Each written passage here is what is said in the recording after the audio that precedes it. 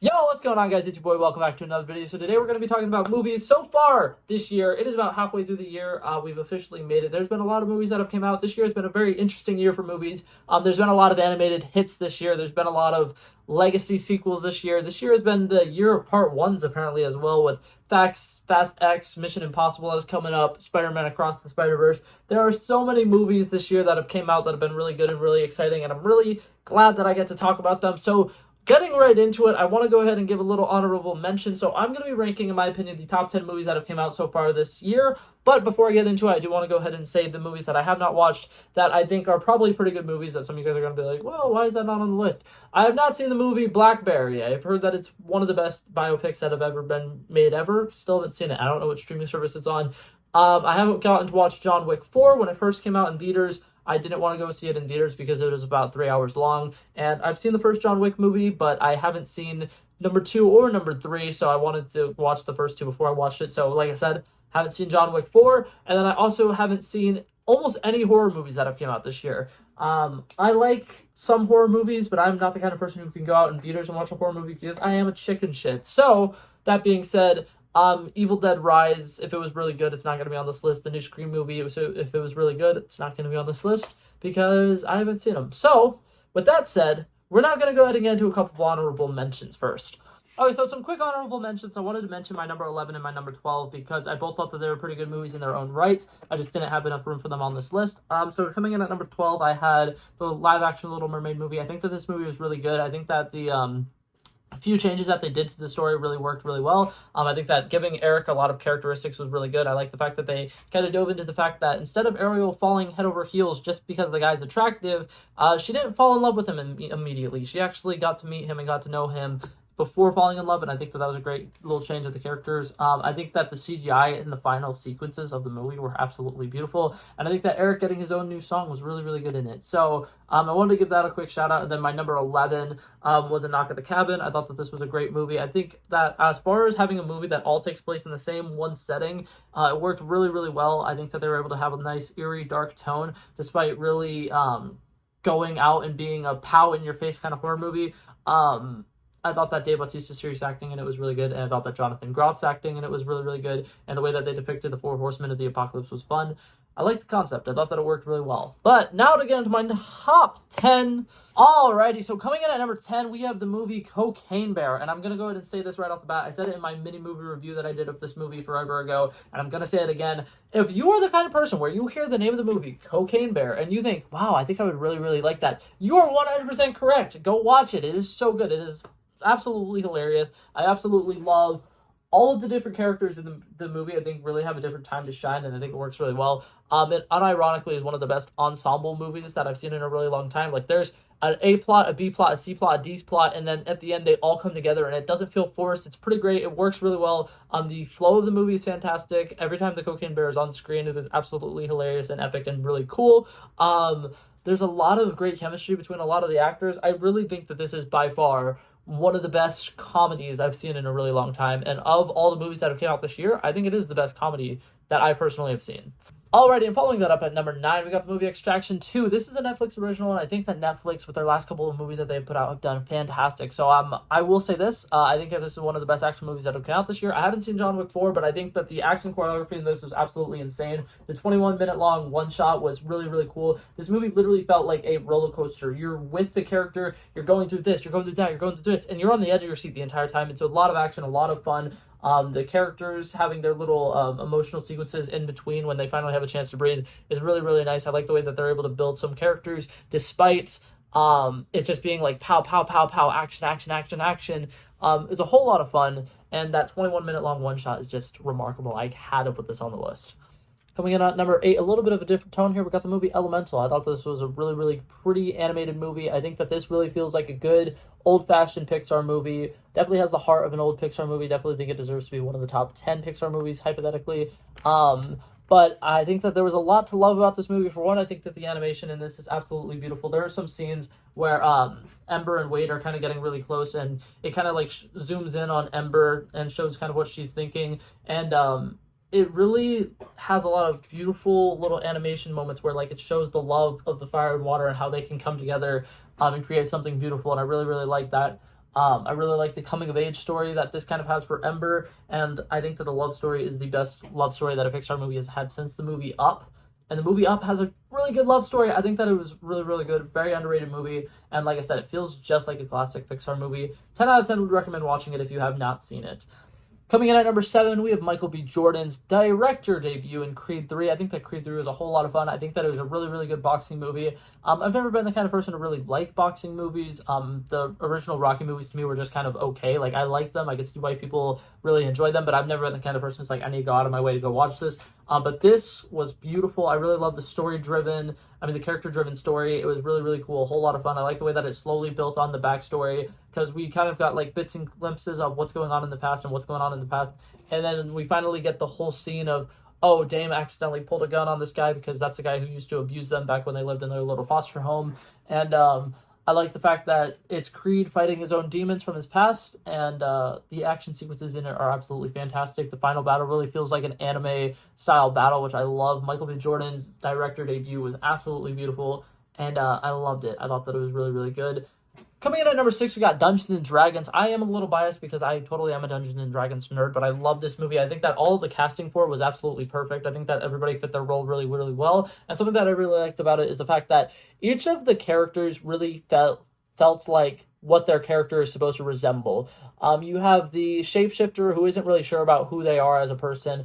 You have the magician who isn't really self-confident, and then it kind of shows him using his powers in more creative ways. Something that I really like about this movie is we've had a lot of content with all the superhero stuff that's been going on lately, where there's a bunch of superpowered individuals, and almost every single time they kind of use their powers in the most like basic ways. But I think that in this they have a lot of really creative action sequences. All of the shape-shifting stuff is a whole lot of fun. The portal scene is absolutely beautiful, and I think that a lot of the magic stuff that Simon's character gets to do is a whole lot of fun. I think that this really sets the door for potentially making more Dungeons and Dragons movies. And what I like about it is with Dungeons and Dragons, there's really endless possibilities. There are so many different campaigns. There's probably over 10,000 campaigns that you could probably find online if you just do a quick Google search. And I really loved the feel of this movie. I love the action of this movie. I like the way that the team comes together at the very end of the movie to fight the witch together. And everything about it just feels like so much fun, so much comedy. And it literally feels like a game of Dungeons & Dragons, because Dungeons & Dragons is all about kind of quick thinking and staying on your feet. You roll a dice, you get a bad number, you kind of have to quickly think, how the heck am I going to get out of this situation? And you can literally feel like that sense of improvisation going on in the movie.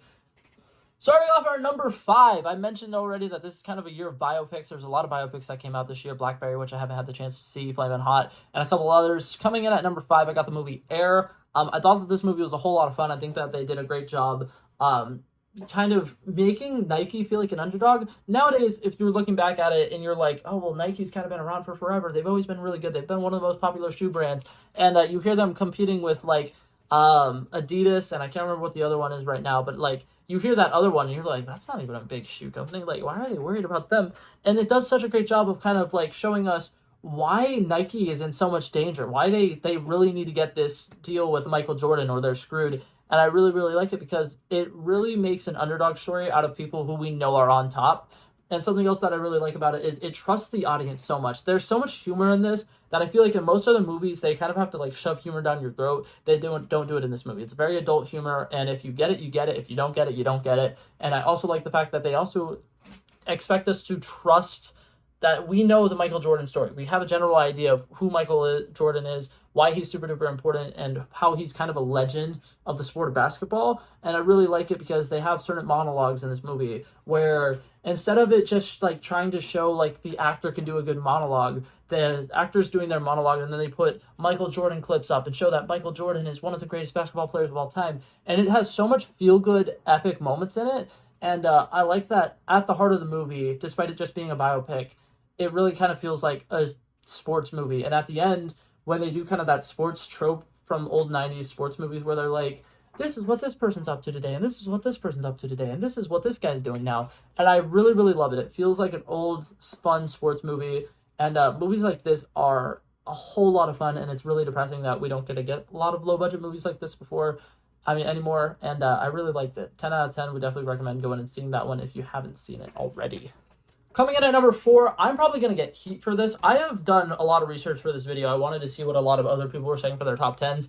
I am so heavily obsessed with this movie that I'm having it on my top 10, despite the fact that I watched 5 other videos on this and not a single person even had it as an honorable mention. I'm talking about the movie Tetris.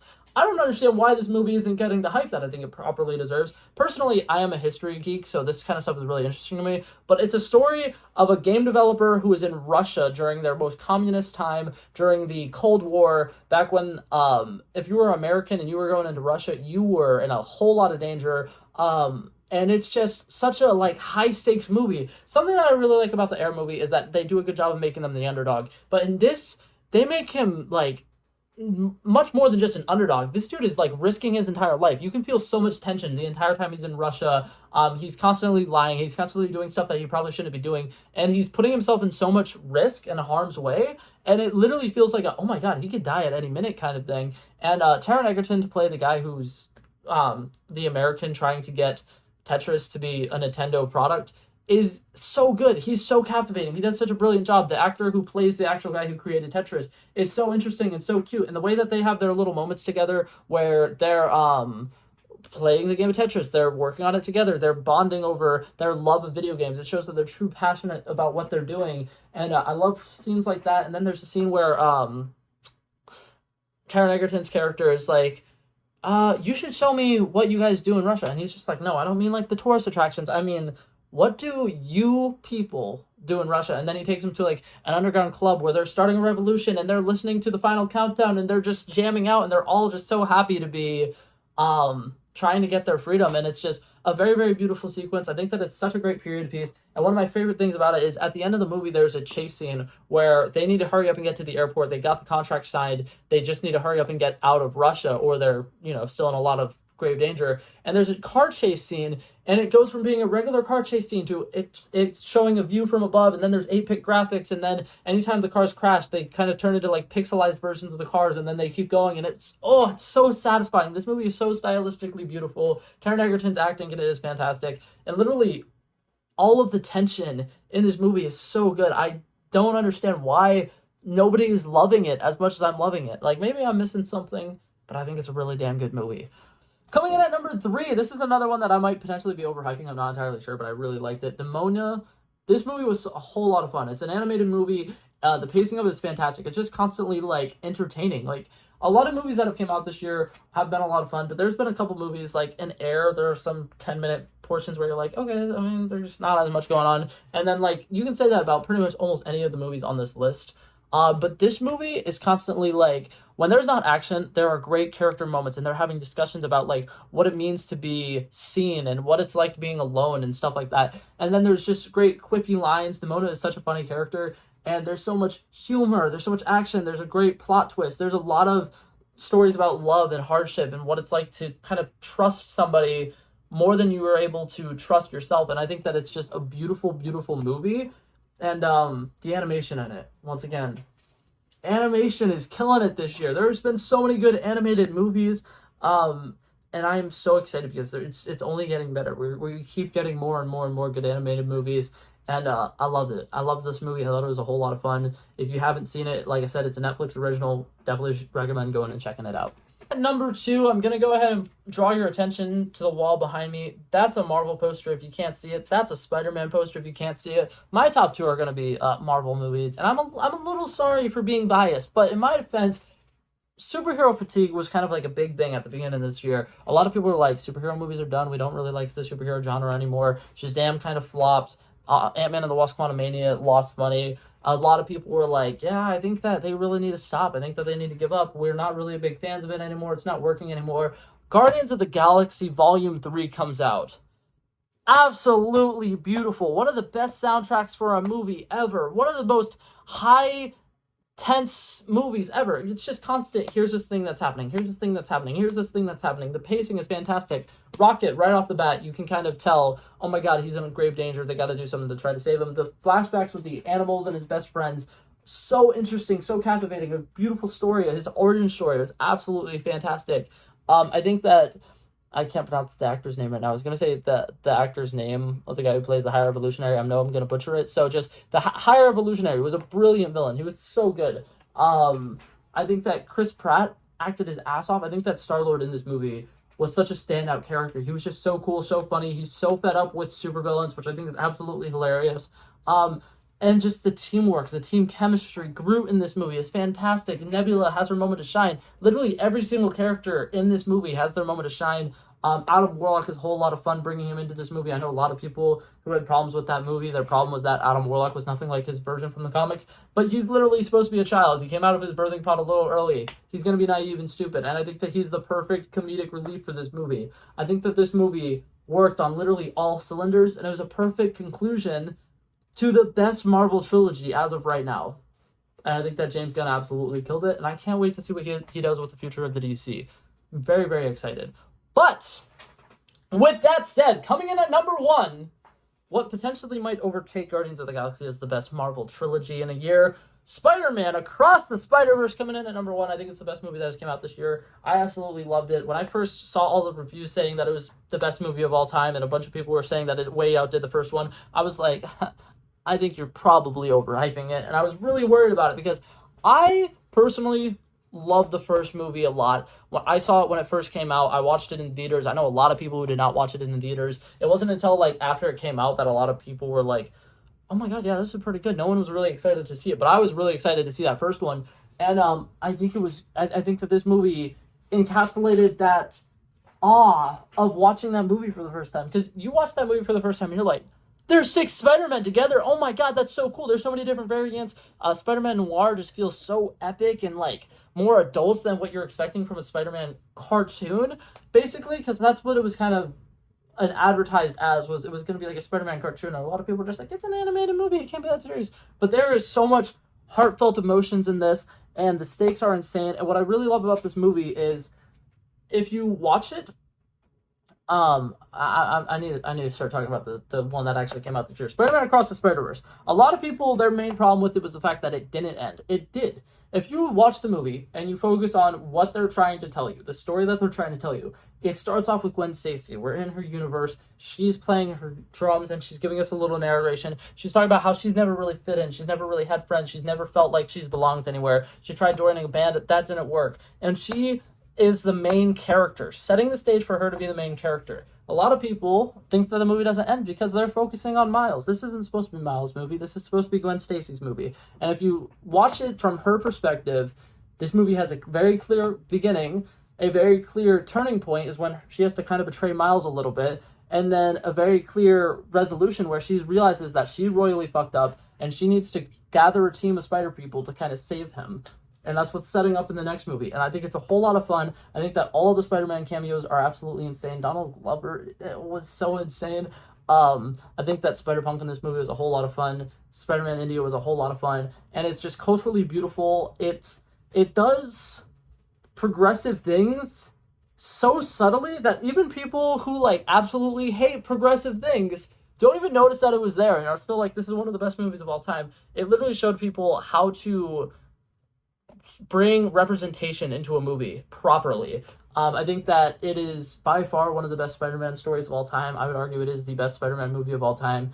And 10 out of 10 movie. I think it's probably the most perfect movie I've ever watched. I would have to rewatch it probably about 100 times to tell you something that I don't like about it.